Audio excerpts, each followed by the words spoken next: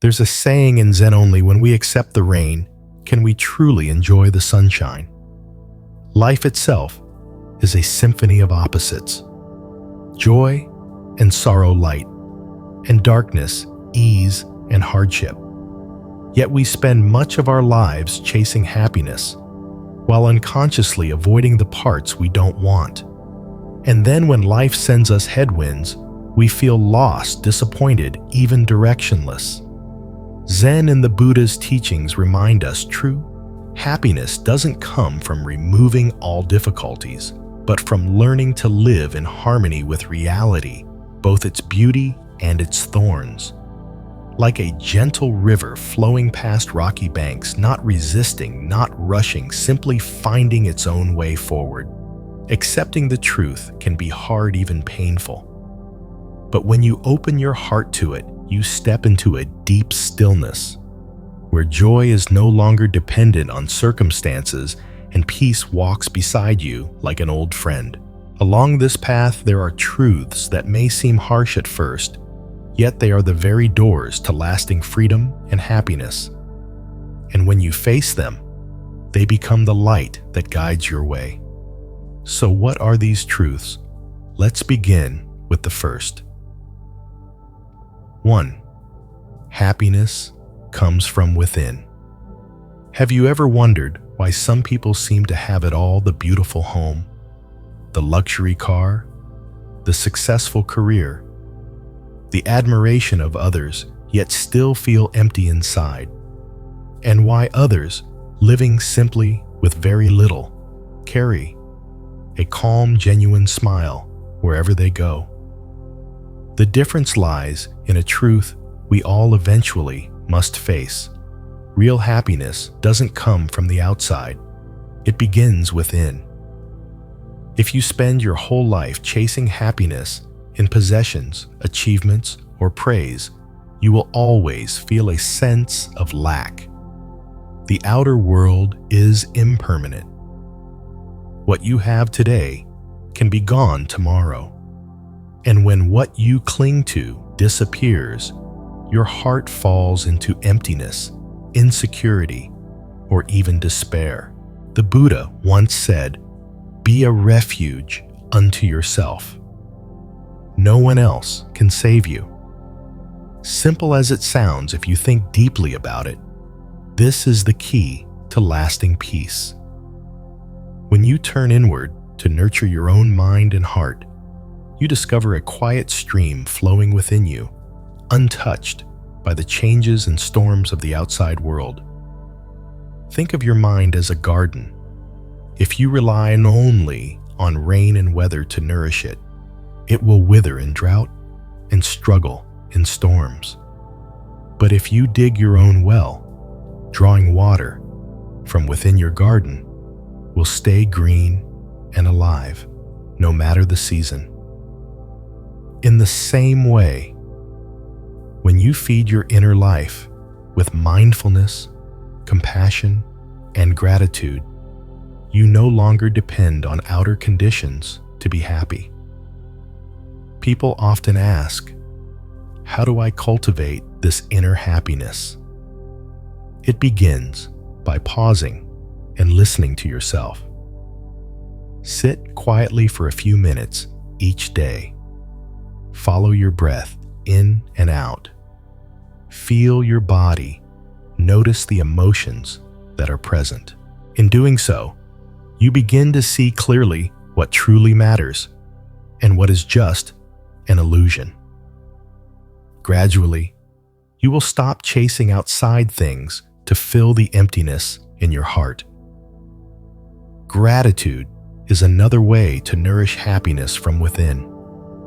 Each morning when you open your eyes, if you can smile and silently say, "I am grateful to be alive, to be breathing, to see the light of a new day," that alone plants a seed of joy in your heart. Over time, that seed will grow, and you'll realize you need far fewer conditions to feel happy. Remember, no one can take away your inner peace unless you hand it to them. If your emotions rise and fall with praise or criticism, you will live like a leaf blown about by the wind. But if your roots are planted deep in the soil of understanding and love, the winds of life may shake you, but they cannot uproot you. Those who find happiness within are no longer afraid of loss. Loss can only happen to things outside of you. Joy, nurtured from within, can never be stolen. And when you have that peace, you naturally share it, like a candle lighting other candles without losing its flame. You might think this is hard, especially in a world constantly urging you to have more. Do more. Be more recognized. But ask yourself, if you spend your whole life chasing applause, will you ever stop to hear the sound of your own heartbeat? If not, maybe it's time to slow down and see that true happiness has never been far away. It's been here, quietly waiting in your own heart. And once you find it, you'll understand the outside world may change every day, but the stream of peace within you, if cared for, will flow on forever. 2.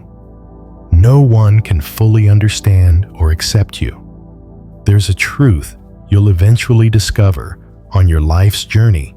No one will ever fully understand or accept you.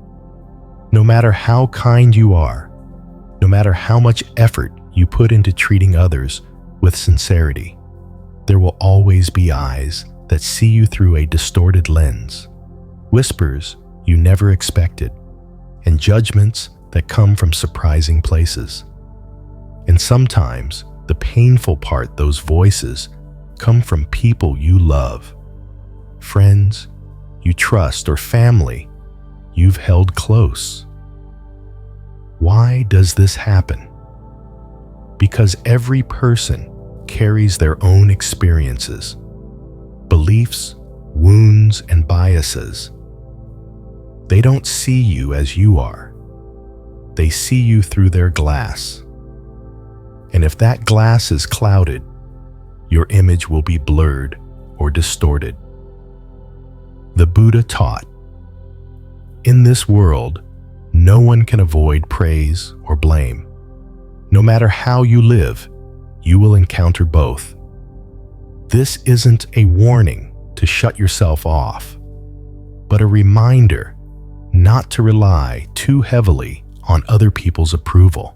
When your heart is still craving to please everyone, you'll live in exhaustion and anxiety. You'll become like an actor, changing scripts and roles just to earn applause. But the audience is endlessly diverse. No two have the same taste or expectations. You can't satisfy them all, and if you try, you'll lose yourself in the process. There's a Zen story about a nightingale. Every morning it sings its song, not to win praise, not to prove. It has the sweetest voice, but simply because singing is its nature. Its song is its breath, its life. Whether someone stops to listen or no one notices it sings. The bird doesn't live according to anyone's expectations. It lives in alignment with itself. People are the same when you live by your own values, and nature, you feel lighter, freer. Being true to yourself doesn't mean disregarding others' feelings or ignoring helpful feedback. It means you listen, but you don't get swept away by every opinion. You learn to tell the difference between advice that helps you grow and noise that's best left unheard. When you no longer need everyone's agreement or applause, you can finally walk your own path without being bound by others' eyes or thoughts. At times, living authentically will feel lonely. When you stop playing the roles others expect of you, some people will drift away. But remember, this is how life filters, leaving you with those who truly value your authentic self.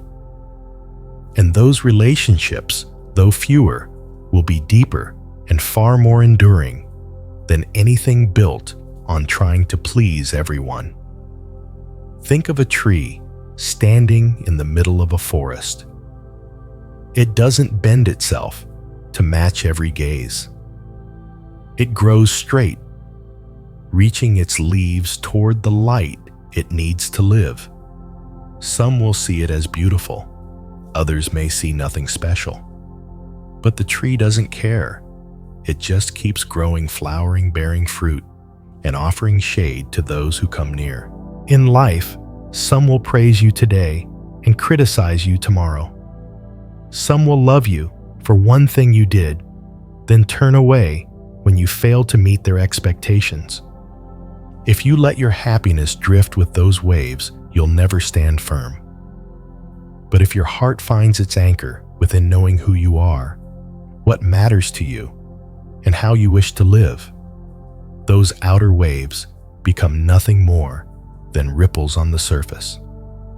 The Buddha taught one who lives by the Dharma seeks neither flattery nor fears blame. When you practice this, life feels lighter. The greatest acceptance you'll ever need is the one you give yourself. And when you truly embrace and love yourself, flaws and all beauty and all, you stop worrying so much about being misunderstood or judged. Ask yourself, do you want to live like an artificial flower? Always perfect, always flawless, but hollow inside? Or like a real flower that may wither, may be imperfect, but radiates fragrance from the life within? When you choose to be the real flower, you've chosen freedom. And that is the truest foundation of happiness. 3. You can't control everything. Have you ever stood by the bank of a wide, rushing river, watching the water surge past, and wondered if you could somehow stop it? You could try scooping the water with your hands. You could pile up stones to block its path. But no matter what you do, the water will find a way to slip through, flow around, or spill over whatever barrier you build. Life is the same. Some people spend their entire lives trying to control everything: their work, their relationships, even the thoughts and emotions of others, as if by holding on tightly enough, everything will always go their way. Yet it only takes one unexpected twist, one unplanned change to shatter all those carefully laid plans. The Buddha once said, "All conditioned things are impermanent.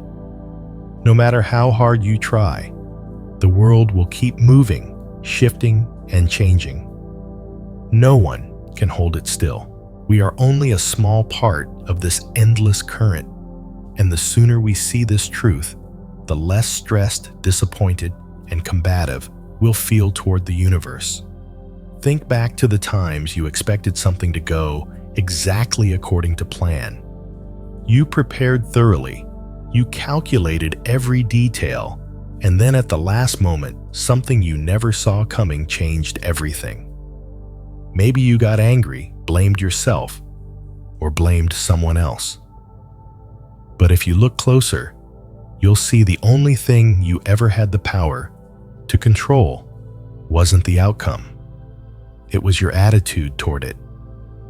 Life isn't about forcing the river to bend to your will.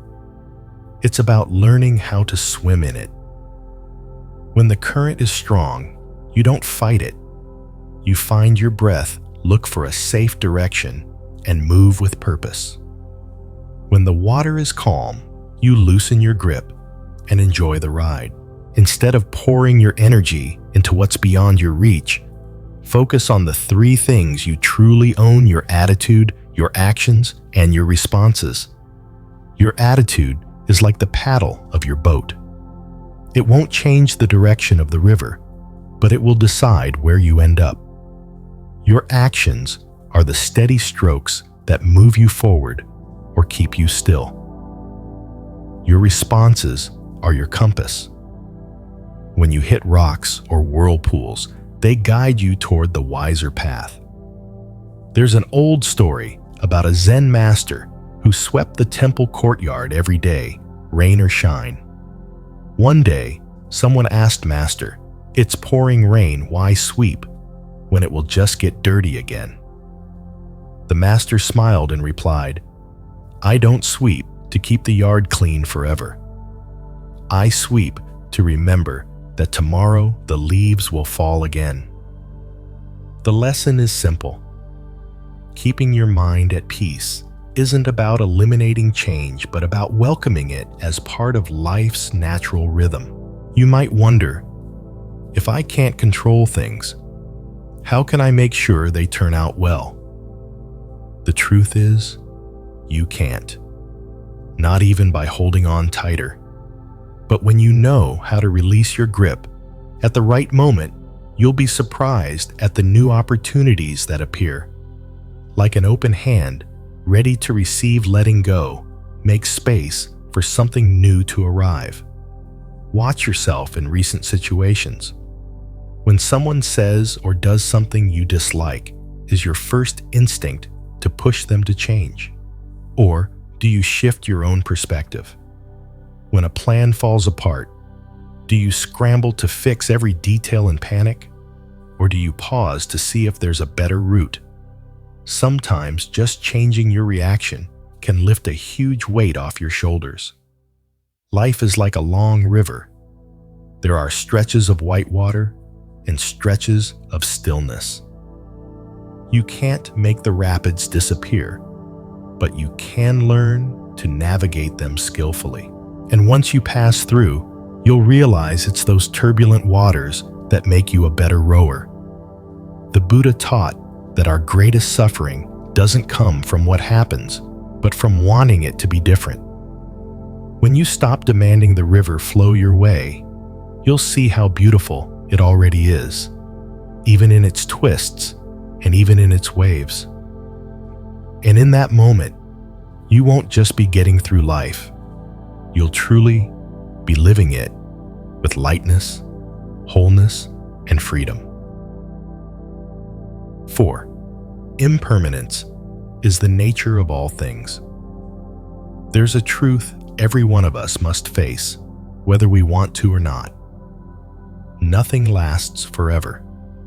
Everything changes, from a flower in full bloom to a love you once thought eternal, from the vibrant health of youth to the trembling hands of old age.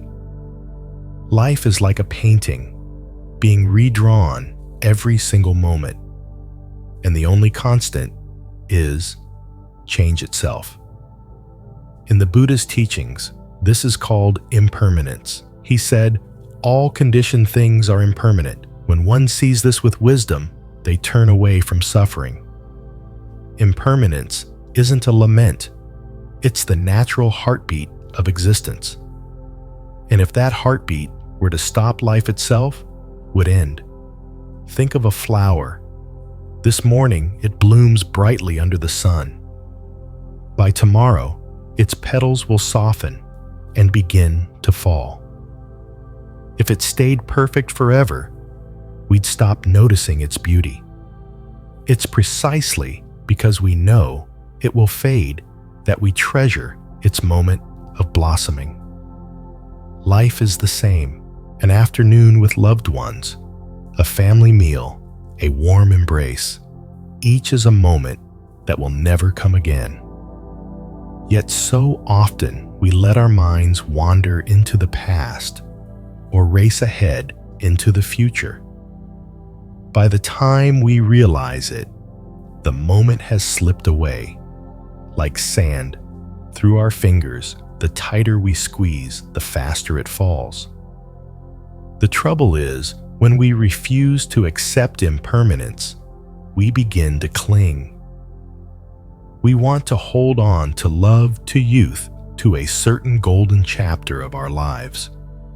But life doesn't work according to our wishes. That resistance becomes the root of our suffering. You may have felt that heaviness when a relationship changed, when a loved one passed away, or when you looked in the mirror and saw new lines on your face. That is the struggle against impermanence. But if you learn to greet impermanence as a friend, everything shifts. You start to feel gratitude for each moment, knowing it won't last forever. You become brave enough to let go of what's ready to leave, creating space for what's ready to arrive. Like autumn releasing its leaves so spring can return in green.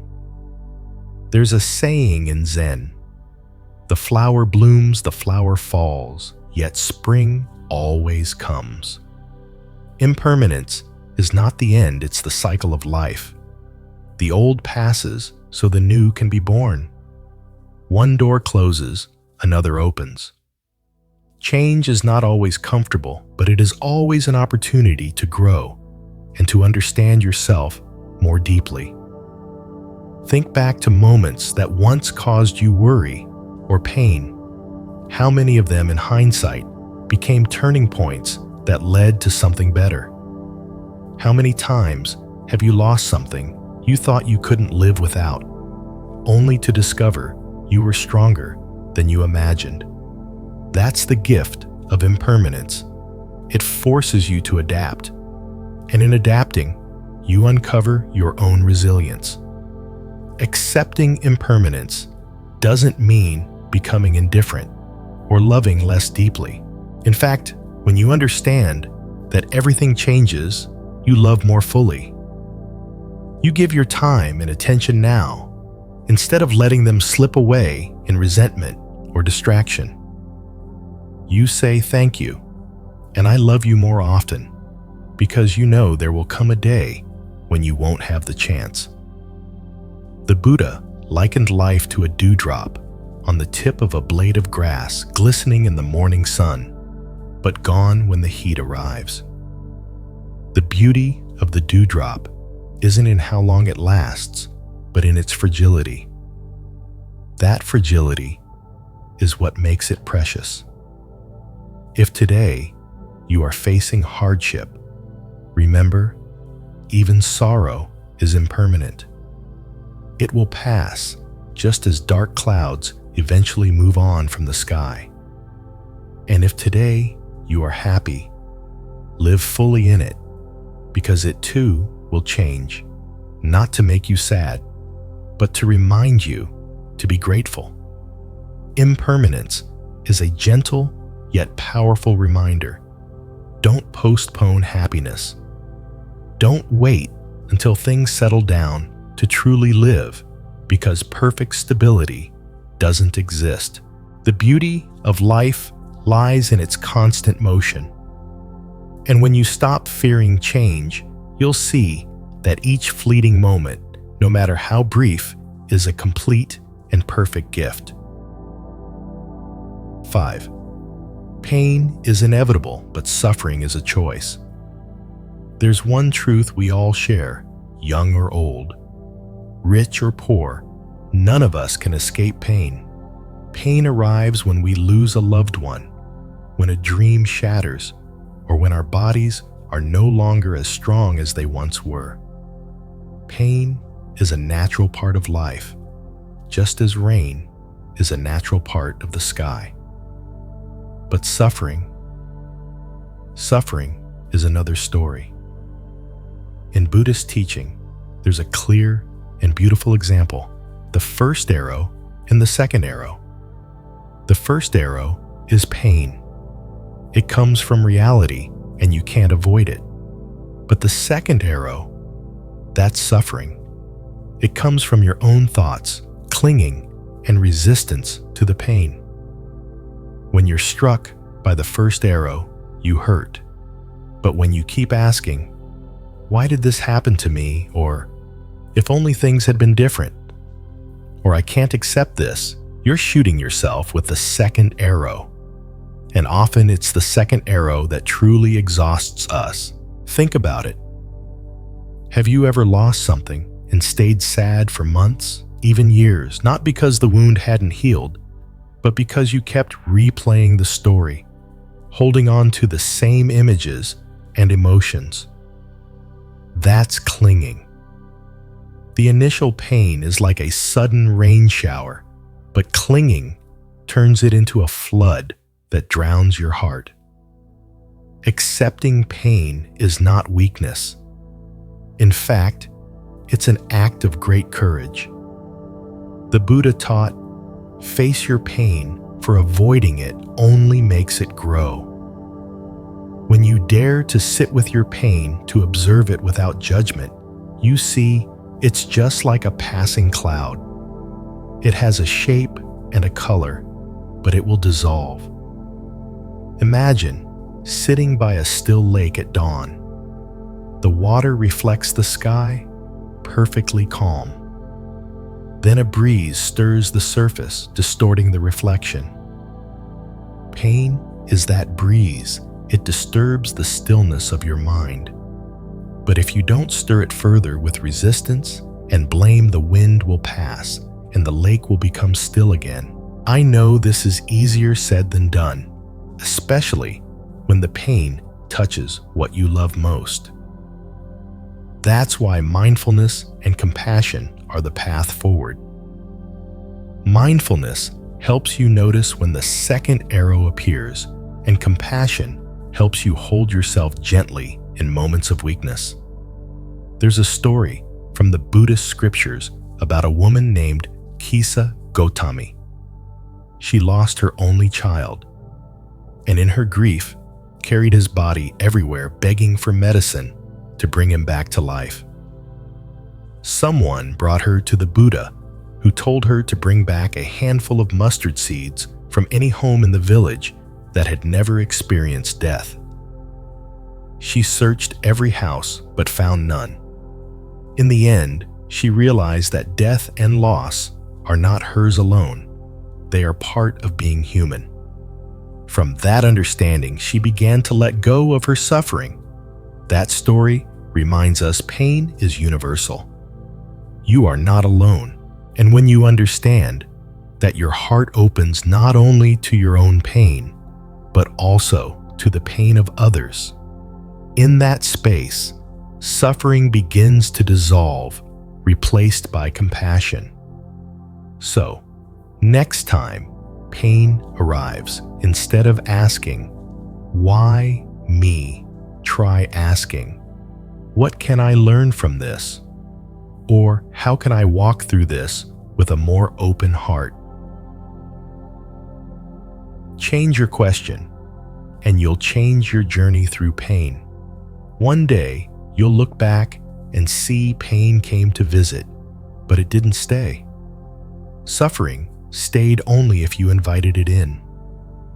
When you can smile at your pain, you've already refused to give suffering a home. And in that moment, your heart becomes light again, like the sky after the rain, clear, vast, and full of light. 6. Living fully in the present moment. Have you ever noticed how for most of the day, your mind isn't really where your body is? You might be sitting here, but your thoughts are wandering, drifting back to an old memory or racing ahead to tomorrow's plans and worries. We often live as if the past and the future are the only places that truly matter, while the present is just a brief stop along the way. But the truth is, the past is gone, the future hasn't arrived, and the present is the only place where life is actually happening. The Buddha once said, "Do not dwell in the past, do not dream of the future. Concentrate the mind on the present moment." This isn't just a poetic piece of advice, it's a key to inner freedom. When your mind is stuck in the past, you carry regret, old wounds, and closed chapters. When it's racing toward the future, you carry anxiety, fear, and unfulfilled expectations. Picture yourself drinking a cup of tea. If your mind is replaying yesterday's argument or worrying about tomorrow's meeting, you're not really drinking tea, you're just swallowing hot liquid. But if you set everything aside for a moment, breathe deeply, notice the fragrance rising, the warmth touching your lips, and the calm flowing down your throat. In that moment, you're not just drinking tea, you're living a piece of your life fully. Living fully in the present doesn't mean erasing the past or ignoring the future. The past is where you learn. The future is where you set your direction. But both should be reference points, not your permanent home. If you live only in what has been or what might be, you'll miss the one thing that truly belongs to you this very moment. You might think, but I have so much to do. How can I slow down? The truth is, no one is asking you to abandon your work or responsibilities. The point is to carry them out with awareness. On your walk to work, instead of staring at your phone, look up and notice the sky. At lunch, instead of rushing through your meal while answering emails, give yourself a few minutes to simply chew and taste. These small moments are the building blocks of a meaningful life. Think of an elder you've met, perhaps a wise old neighbor or a seasoned monk. Have you noticed how they move without haste, every action calm and grounded, as if they're truly there? It's not because they have fewer tasks than you, but because they've learned to live where life actually happens in the present. When you're fully present, something remarkable happens. You begin to see more clearly. You notice the smile on someone's face, the sound of birds on the rooftop, the scent of rain touching the earth. Things you once overlooked now come alive, and these small details are the threads that weave the fabric of happiness. The Buddha compared the mind to a garden. If left untended, the weeds of regret and worry will grow. But when you tend it with mindfulness, returning again and again to the now, the flowers of peace will bloom. You realize that peace isn't a destination in the future, but a way of walking right now. So, the next time you feel yourself pulled into the whirlpool of past or future pause, place your hand over your heart. Take a deep breath and feel your heartbeat. That's the call of the present moment. Answer it, and you'll realize you've just come home. 7. Non-attachment. There's a subtle yet powerful truth that causes many people a lifetime of suffering. We often confuse love with possession.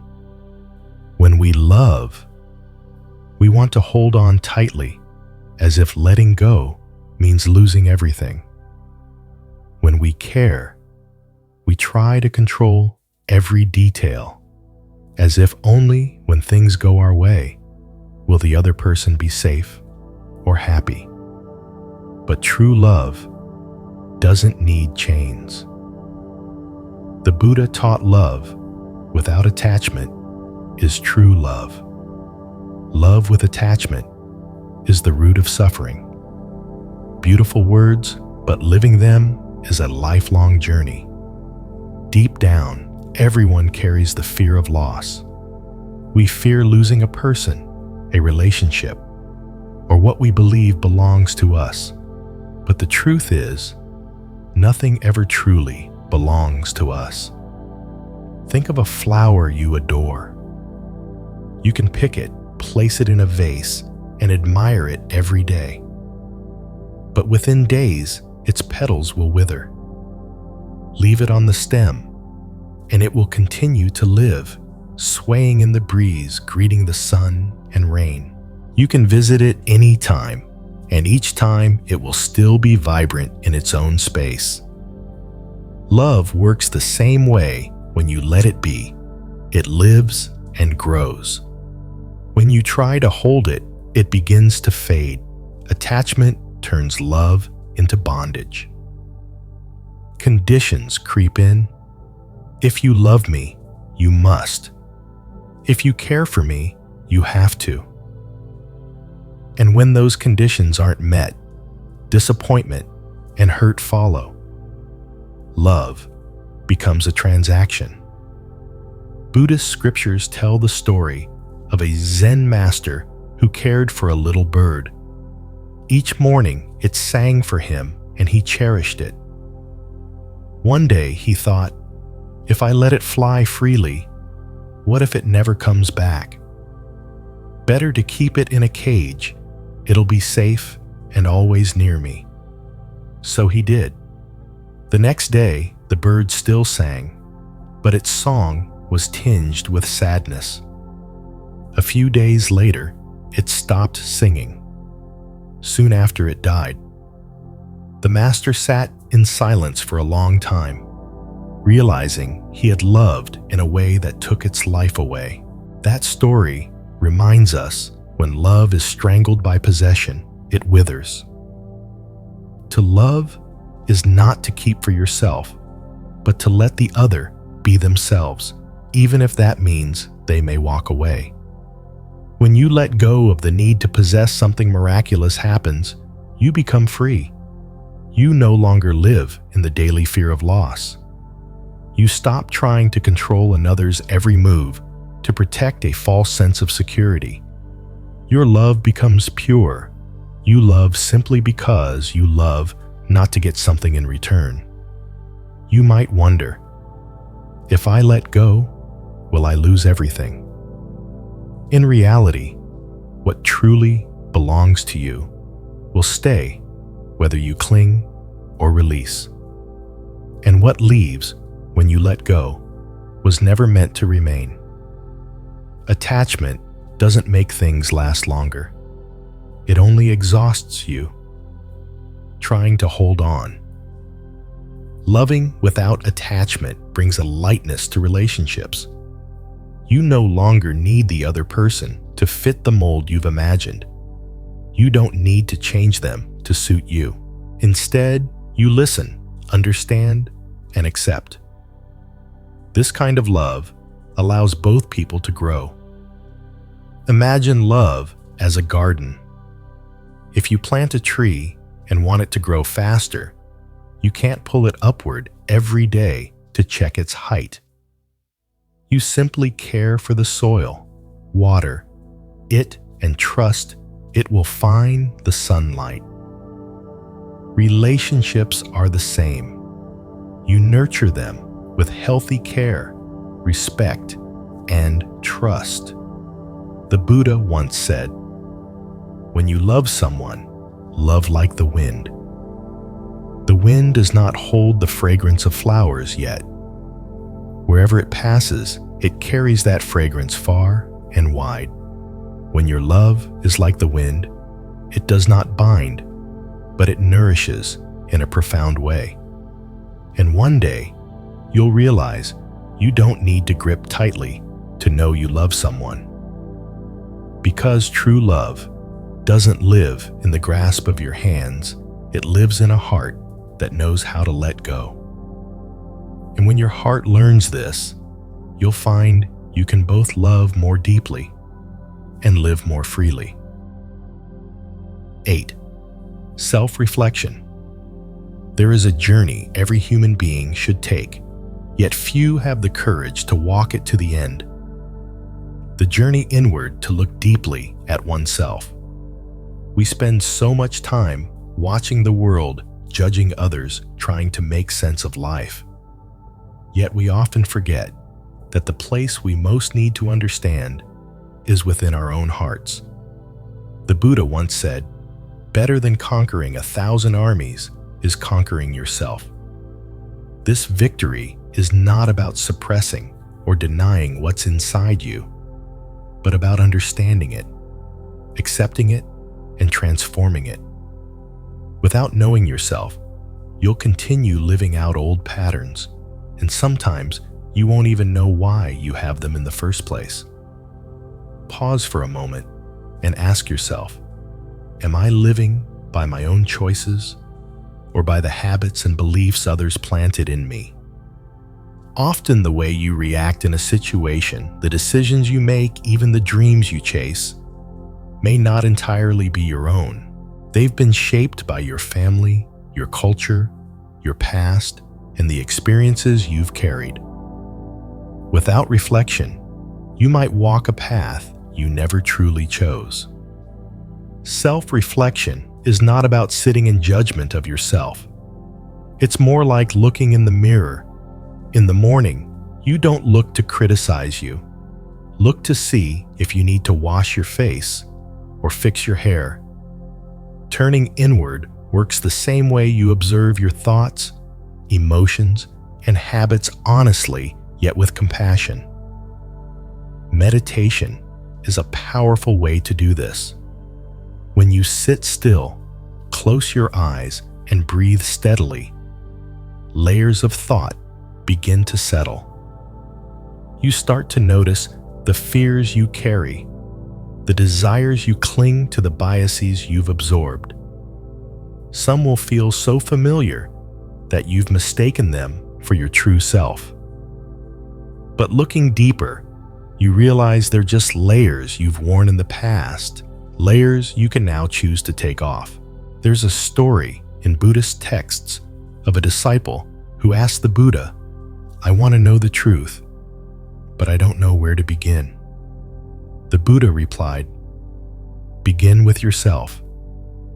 Because if you don't understand your own mind, all other knowledge remains scattered and incomplete." Self-reflection also reveals the limiting beliefs that quietly hold you back. You might have long believed you are not good enough, undeserving, or incapable of change. These beliefs are like invisible walls keeping you trapped in a small space. Only when you look directly at them can you ask, is this really true? Or is it just a story I've told myself for too long? When the answer comes, it feels like a door opening. You see that you can live differently. You can let go of a habit that harms you. You can step out of a toxic relationship. You can try a path you once feared. The beauty of knowing yourself is that it makes you more authentic. You no longer need to wear a mask to be accepted. You don't have to play the role of the strong one or the happy one if that's not what you truly feel. You allow yourself to be sad when you're sad soft, when you're soft and radiant, when you're genuinely happy. Self-reflection is a lifelong journey. Some days, you'll see yourself with clarity and confidence. Other days, you may feel lost and unsure. That's okay. The sky too shifts between sun and rain, but the sun is always there. Your true nature is always there, waiting for your patience and gentleness to uncover it. And when you learn to look deeply at yourself, you'll notice that the world seems to change as well. In truth, the world hasn't changed your way of seeing it has. You judge less, understand more, and the compassion in your heart grows. Because in the end, understanding yourself isn't just about living well for your own sake. It's about stepping into the world and connecting with others from a place of truth and compassion. And that perhaps is the greatest gift self-reflection can give. Living in harmony with others. there's something we all know yet often forget we do not exist alone. Every breath you take, every drop of water you drink, every bite of bread you eat, all are the result of countless hands and countless hearts quietly connected to you. Our lives are like threads woven into a vast tapestry of existence, and if one thread is pulled out, the entire fabric changes. The Buddha taught the truth of interbeing. This is because, that is, your happiness cannot be separated from the happiness of others. If you live in a community filled with tension and anger, it's hard to find peace. But when you cultivate compassion and understanding, you create an environment where happiness multiplies not just for you, but for everyone around you. Think of a garden. If every plant is healthy and thriving, the whole garden is beautiful and full of life. But if one corner is neglected and the plants wither, disease can spread to the rest. Humans are the same. When one person suffers, it ripples out to their family, friends, and even strangers they meet. Living in harmony doesn't mean you must agree with everyone or please everyone. It's the art of holding true to your values while staying open to differences. You can disagree with someone's views, yet still listen with respect. Sometimes one moment of truly being heard can bring hope to a person in pain. There's a story of a man who came to the Buddha and hurled insults at him. The Buddha simply sat in silence and listened. When the man finished, the Buddha asked, "If someone offers you a gift and you refuse it, who does the gift belong to?" The man replied, "To the one who offered it." The Buddha smiled and said, "I do not accept your words, so they remain with you." This is not just a lesson in calmness, but in keeping peace without losing yourself. When you live with compassion, you begin to see the untold stories and hidden wounds behind others' actions. An irritable person may be carrying an invisible burden. A closed-off person may be guarding an old hurt. When you can see that, you respond not with anger, but with understanding. And it's that understanding that truly heals. Harmony also calls for unconditional giving, not because you expect something in return, but because you know you are part of a greater whole.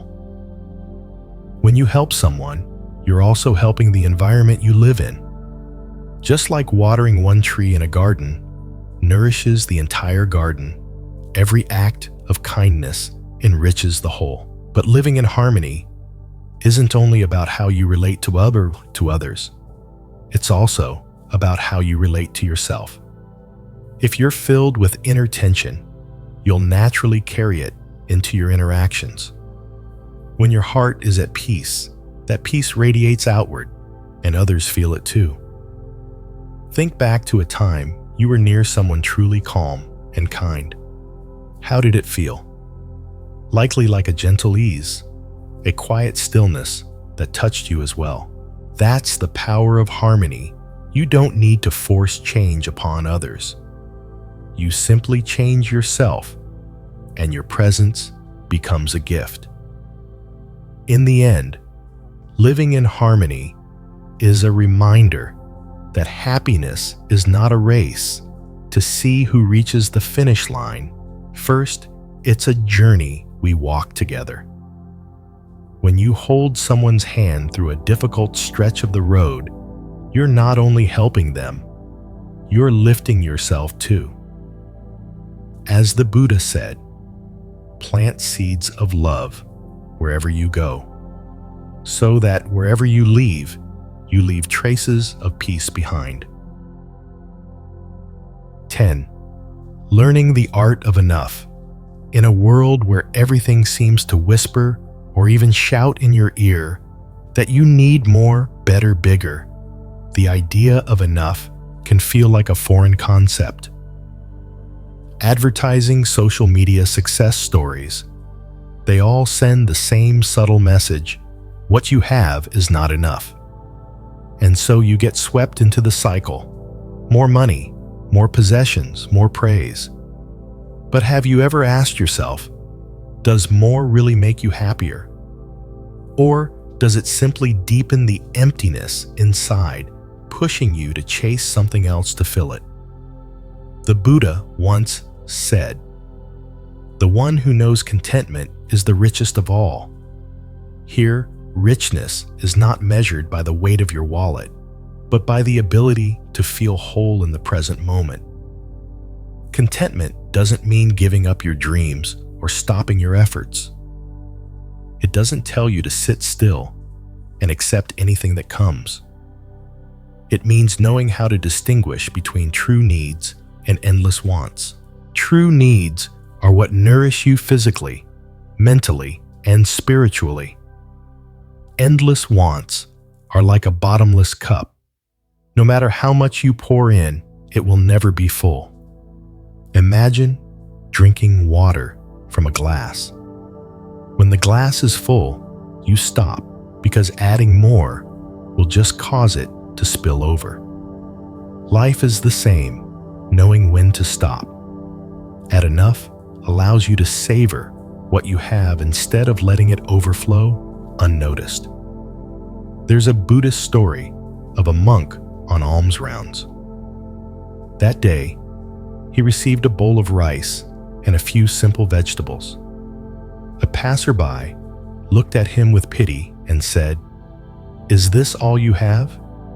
The monk smiled. "This is enough. Enough to feed the body and enough to keep the heart light." In that moment, you realize that wealth isn't in the number of dishes, but in the ability to treasure each grain of rice in your bowl. When your heart knows enough, life feels lighter. You're no longer trapped in comparison. Who has more? Who's more successful? You understand that each person walks their own path, and happiness is not a scoreboard. You're no longer haunted by the need to acquire more just to prove your worth. The beautiful irony is that when you know enough, you start to feel like you have more, because then you begin to notice what you once took for granted: a warm morning sun, a heartfelt conversation, a simple dinner with loved ones. You realize that happiness has always been here, quietly waiting for you to see it. But living this way requires mindfulness. The world will never stop telling you you need more. That's why each day you must gently ask yourself, am I enough right now? This question isn't meant to hold you back. It's meant to help you see whether you're acting from wholeness or from an invisible emptiness. And when you live with a heart that knows enough, something magical happens. Gratitude appears. You're grateful for the hands that can still work, the eyes that can still see loved ones, the heart that still beats with love. You find joy in small things, and those small things bring you the deepest happiness. Learning to know enough isn't just a life skill, it's freedom. Freedom from social pressure, from the endless race, from the anxiety that you'll never have enough. And when your heart is at peace, you see clearly. True wealth is not having everything, but cherishing everything you already have. In the end, life is not a mission to collect as much as possible. It's a journey of realizing you already have enough. When you pause, take a deep breath, and truly appreciate what's here, your heart feels lighter, warmer, and happiness is no longer something you need to search for far away. We can't control everything, but we can always choose to live with gratitude and contentment. If today's message touches your heart, let it be a seed you plant in your mind and nurture it each day. Subscribe to Buddhism Seeds, hit the like button, and share this video to help spread peace to more people. And I'd love to hear your story. Leave a comment below. What makes you feel enough in your life? Who knows? Your answer might be the inspiration someone out there is searching for.